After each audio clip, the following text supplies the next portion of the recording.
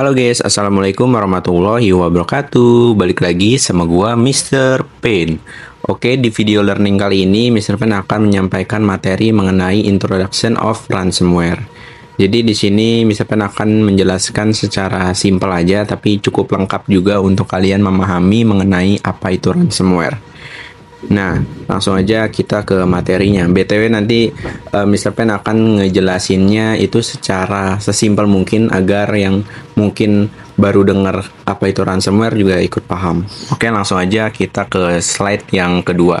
Oke, apa itu ransomware? Jadi ransomware itu adalah jenis malware yang dirancang untuk mengunci data pada sistem komputer korban melalui proses enkripsi. Nah, untuk yang masih awam pasti pernah lah dengar kata malware ya, atau mungkin sering tapi belum paham secara dalam. Nah, jadi malware ini adalah jenis program berbahaya yang dirancang untuk merusak, mencuri data, atau mengganggu sistem komputer. Nah, contohnya dari virus malware ada virus Trojan, spyware, worm, ransomware ya, dan masih banyak lagi ya virus malware ini jenisnya. Tapi untuk topik ini kita akan belajar virus malware yang bernama ransomware. Oke, jadi ransomware ini itu tugasnya itu mengunci ya atau mengenkripsi data atau file korban. Jadi file korban itu akan dikunci oleh si hacker atau si penyerangnya nih agar nggak bisa dibuka atau dijalankan. Nah, jadi korbannya yang sebelumnya mungkin bisa akses file kayak PDF, JPG, PNG, file TXT, file video masih bisa diputar, atau file aplikasi, itu masih bisa dijalankan. Tapi ketika terkena ransom, itu tidak akan bisa dibuka lagi atau dijalankan lagi. Nah, setelah data dan file terkunci atau terenkripsi, pelaku kejahatan siber atau si hacker ini akan meminta tebusan ransomware ya, agar si korban ini mendapatkan kunci dekripsi untuk membuka data atau file yang sebelumnya terkunci. Jadi si hacker ini akan meminta uang ya ke si korbannya.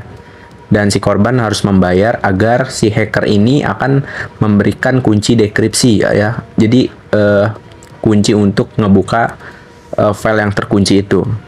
Nah, enkripsi itu apa sih? Jadi simpelnya itu enkripsi itu adalah proses mengubah data atau file menjadi bentuk yang tidak bisa dibaca oleh komputer atau perangkat korban itu sendiri. Nah, agar korban bisa baca atau buka file dan data tersebut, itu si korban itu harus mempunyai kunci yang namanya dekripsi, kunci dekripsi yang sesuai ya dengan enkripsi tersebut. Nah, kalian bisa belajar kriptografi nih kalau pengen belajar kunci-kunci dekripsi ini. Jadi kunci dekripsi itu adalah kode atau data rahasia yang digunakan untuk membuka file atau data yang terenkripsi ya, atau terkunci oleh ransomware. Nah, itu penjelasan tentang dekripsi ya. Yaitu kode atau data rahasia yang digunakan untuk membuka file dan data yang terenkripsi atau terkunci. Jadi analoginya tuh misalnya nih ada pintu rumah ya, itu sebagai ransomware-nya lah analoginya. Nah, misalnya terus juga ada kunci pintu tersebut. Nah, itu misalnya kuncinya itu sebagai kunci dekripsinya. Nah, untuk membuka pintu atau ransomware lah ibarat kita sebut ya analoginya, kita harus cari kunci yang cocok untuk kita sebut kunci dekripsi. Misalnya kalian punya rumah ya. Nah, kalian kan misalnya pengen keluar rumah, terus kalian harus pakai kunci rumah kalian ya. Sama seperti hacker ke korban. Si korban misalnya dikunci ya, si korban harus dapat kunci yang rumah itu yang dibuat sama si hackernya. Nah, biasanya kunci enkripsi itu sering dipakai oleh hacker ya. Nah, yang sering dipakai oleh hacker itu biasanya ada dua jenis ya, yaitu enkripsi simetris dan enkripsi asimetris. Nah, kalau kunci simetris itu adalah kunci satu arah.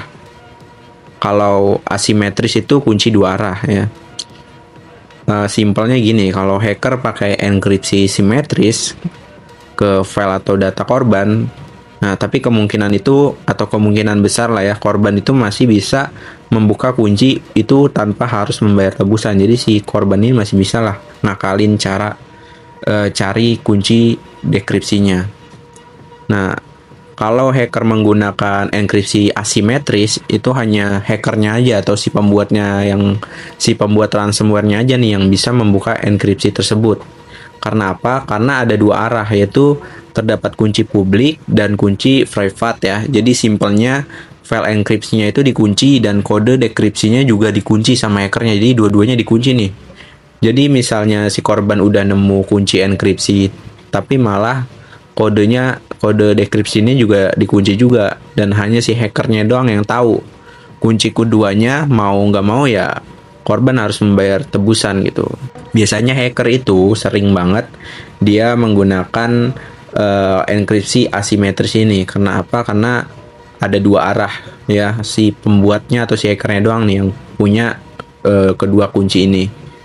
Nah, korban misalnya pengen membayar tebusan ransomware-nya ya, atau si korban ini harus membayar tebusan dalam bentuk cryptocurrency ya. Pokoknya harus bayar pakai kripto biasanya ya. Karena apa? Biar nggak dilacak nih hackernya nih, biar susah dilacak ya. Nah, nanti ketika korban mau bayar ya pakai kripto, itu harus melalui jaringan blockchain yang ditentukan sama si hackernya ini.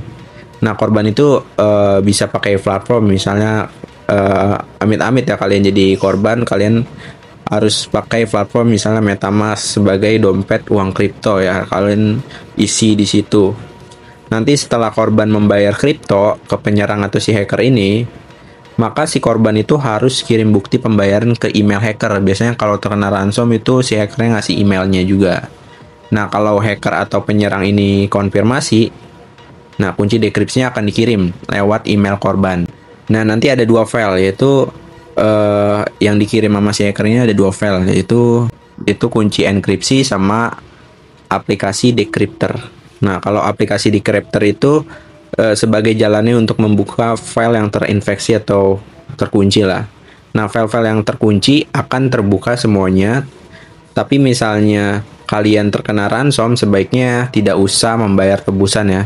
Lebih baik kalian mencoba mendekripsinya itu dengan tools yang tersedia atau panggil profesional ransom ya. Nah, ini dia bentuk serangan dari ransomware atau gambaran ransomware-nya ya. Jadi, zaman sekarang ini itu ransomware sudah semakin canggih. Bukan hanya laptop atau PC aja yang bisa terinfeksi sama ransom.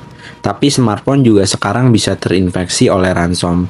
Dan juga ransomware ini bukan hanya menyerang ke individu aja, tapi seperti perusahaan, rumah sakit, lembaga pemerintahan, institusi pendidikan juga bisa terkena ransomware. Nah, di Indonesia ini banyak banget serangan ransomware ya. Kayak kemarin tuh tahun 2003 ya. 2023 itu ada serangan ransomware ke Bank Syariah Indonesia atau suka disebut Bank BSI. Nah, pernah jadi korban tuh sama ransomware yang mengakibatkan layanan perbankan terganggu selama beberapa hari kalau nggak salah ya. Dan pelakunya itu Lockbit ya, 3.0, dan Lockbit ini itu salah satu grup ransomware terbesar di dunia ya.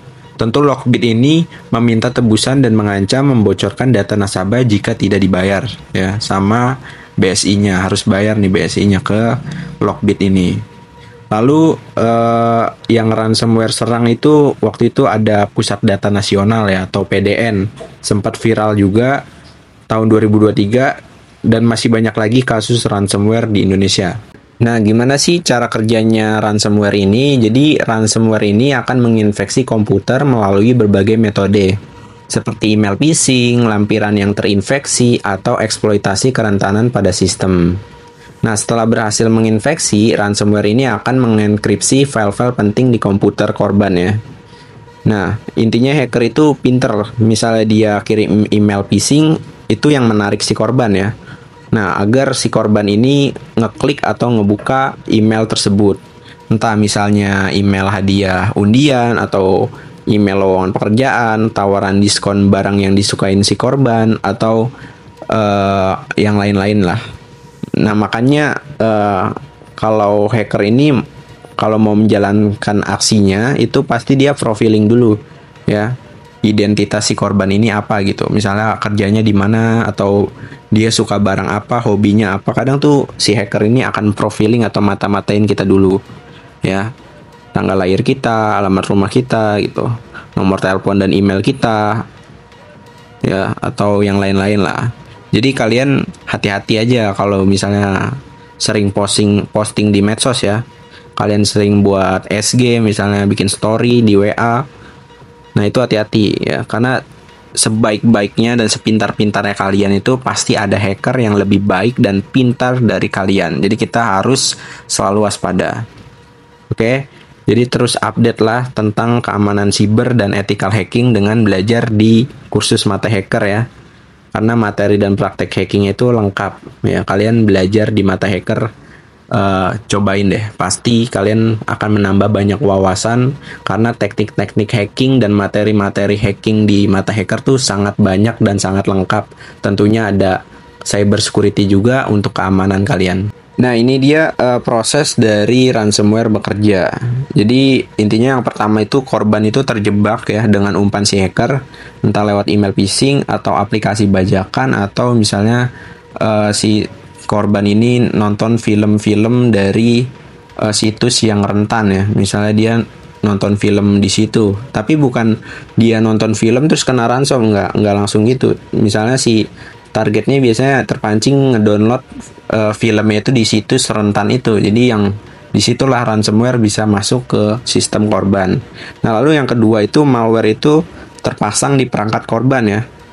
Bahkan kadang antivirus itu atau firewall itu nggak bisa deteksi si ransomware ini ya. Lalu yang ketiga, server korban langsung terhubung ke server hacker ini. Dan hacker bisa mengunci data atau file yang penting sama korbannya ya. Jadi file-file korban ini akan dikunci ya sama si hackernya. Lalu yang terakhir, hacker minta jajan ya ke korban untuk untuk dia sendiri tentunya. Lalu di tahap eksekusi ransomware. Nah, di tahap ini di mana kode malware ransomware dijalankan di sistem korban dan mulai melaksanakan fungsinya. Pada fase ini, ransomware melakukan serangkaian aksi seperti yang pertama, aktivasi program. Jadi ransomware ini mulai bekerja setelah berhasil masuk ke sistem korban ya. Biasanya dengan berjalan secara diam-diam tanpa sepengetahuan si korban itu. Lalu yang kedua, pencarian file. Malware ini mencari dan mengidentifikasi file-file penting yang dienkripsi ya. Nah, jadi si hacker ini bisa mengenkripsi file-file mana aja yang mungkin dia akan kunci, bisa aja semuanya. Nah, lalu enkripsi data ya. Jadi file-file tersebut kemudian dienkripsi menggunakan algoritma kriptografi sehingga tidak dapat diakses tanpa kunci dekripsi. Apalagi si hacker ini menggunakan enkripsi asimetris ya. Waduh, itu udah susah banget ya. Jadi makanya hacker itu lebih suka dia menggunakan enkripsi asimetris. Lalu pemberitahuan. Setelah enkripsi ya, ransomware ini menampilkan pesan tebusan kepada korban untuk mendapatkan kunci dekripsi. Lalu yang terakhir, kita akan mengetahui bagaimana langkah perlindungan ransomware untuk HP ataupun laptop kalian.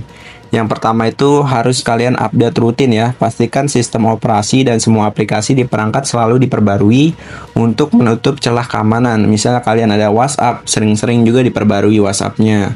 Terus OS-nya kalian juga harus sering-sering diperbarui. Nah, lalu yang kedua, waspada email dan link ya. Jadi jangan asal klik tautan atau buka lampiran dari sumber yang tidak dikenal atau mencurigakan. Kayak misalnya ada PT Asmara misalnya, PT Asmara. Nah, misalnya itu tempat kerja kalian PT Asmara ya. Kalian cek dulu tuh benar-benar domainnya. Apakah benar itu dari PT Asmara? Bisa aja misalnya dari domain PT Asmara A-nya ada 2 ya. Yang dimana PT kalian tuh sebenarnya PT Asmara kalian tuh A-nya belakangnya cuma 1, tapi di situ A-nya ada 2. Nah, bisa jadi ya si hacker ini ngebuat domain-domain yang menyerupai dengan alamat PT kalian misalnya. Lalu yang ketiga, antivirus dan firewall. Jadi kita juga bisa install antivirus terpercaya dan aktifkan firewall untuk mendeteksi serta mencegah malware masuk ke perangkat kita. Ya, walaupun antivirus dan firewall tidak menjamin 100% keamanan kita agar terlindung ransomware. Bahkan yang berbayar pun tidak akan menjamin ya. Tapi dengan adanya antivirus dan firewall itu akan mengurangi lah resiko kalian terkena ransomware. Karena biasanya kalau kalian punya aplikasi antivirus ini, ketika ada virus-virus ransomware yang biasa-biasa aja, biasanya masih ada notif ya atau pop-up yang akan memberitahu kita bahwa ada aplikasi yang berbahaya, contohnya gitu. Nah, lalu keempat, kita sering-sering backup data ya. Lakukan backup data secara berkala, baik ke penyimpanan eksternal maupun cloud, sehingga data penting kita tuh akan tetap aman. Kalau misalnya data kita dikunci, kita masih punya data backupnya gitu. Oke, selanjutnya yang kelima, itu kita mending itu unduh aja. Misalnya install aplikasi, kita mending unduh dari sumber yang resmi aja. Hanya install aplikasi dari toko resmi seperti Google Play Store atau App Store untuk menghindari aplikasi berbahaya seperti ransomware. Lalu batasi izin aplikasi, tinjau dan atur izin aplikasi agar tidak mengakses data atau fitur yang tidak perlu. Lalu selanjutnya yang ketujuh ya, gunakan password yang kuat. Terapkan password yang kuat dan aktifkan verifikasi 2 langkah atau 2FA ya, untuk melindungi akses ke perangkat dan akun. Nah, misalnya kalian punya akun medsos, punya akun Google, punya akun game, nah itu usahakan passwordnya itu beda-beda dan usahakan juga tambahin verifikasi 2 langkah ya. Nah, lalu yang selanjutnya kita harus edukasi diri ya. Jadi kita tuh harus tingkatkan pemahaman tentang taktik serangan siber ya, agar lebih cepat mengenali tanda-tanda serangan ransomware. Edukasi diri. Nah, kayak kita belajar ini di Mata Hacker. Nah, ini kita juga lagi mengedukasi diri nih agar kita meningkatkan pemahaman cyber security kita. Tentunya kalau kalian mau lebih menguasai lagi bidang ethical hacking, cyber security, kalian join Mata Hacker ya, karena Mata Hacker banyak banget ya. Ada kelas 1, kelas 2, kelas 3, kelas 4, nanti ada kelas 5. Itu kelas 1-nya itu aja ada puluhan materi ya, ada 40 materi ke atas. Kalian bisa lihat ada materinya, ada prakteknya. Kalian mending join sekarang juga ya. Nah, ada kelas 2, ada kelas 3, ada kelas 4. Kalian join semuanya lah kalau bisa. Karena semua materi yang Mr. Pen kasih daging-daging semua ya. Praktek-prakteknya juga daging-daging ya. Jadi nggak hanya sekedar materi aja, kalian akan praktek hackingnya juga secara langsung ya. Bisa menggunakan lab juga nanti. Oke, mungkin sampai sini aja ya pemahaman kita tentang ransomware.